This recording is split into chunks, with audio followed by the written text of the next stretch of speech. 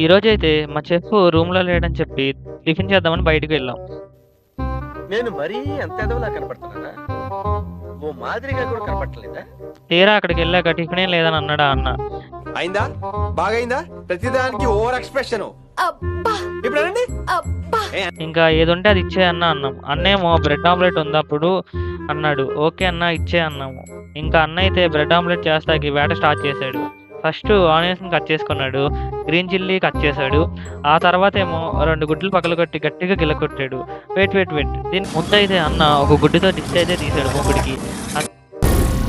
ఏం మాట్లాడుతున్నావురా? నరాలు కట్ అయిపోయింది. తర్వాత ఇంకా వేడివేడిగా అన్నయితే వేడివేడిగా బ్రెడ్ ఆమ్లెట్ మనకైతే రెడీ చేసి పెట్టేశాడు. సరే ఇంకా నేను మా ఫ్రెండ్ అయితే అక్కడ తినడానికి ఇంట్రెస్ట్ లేక సరే మేము రూమ్‌కెళ్ళి టేస్ట్ చేద్దామని చెప్పి వచ్చేసాం. ఓకే రూమ్‌కొచ్చాకైతే టేస్ట్ అయితే చేసాం. ఓకే ఇంకోసారి ట్రై చేయొచ్చు మనమైతే. బాగుందనా? నిజం బాగుంది.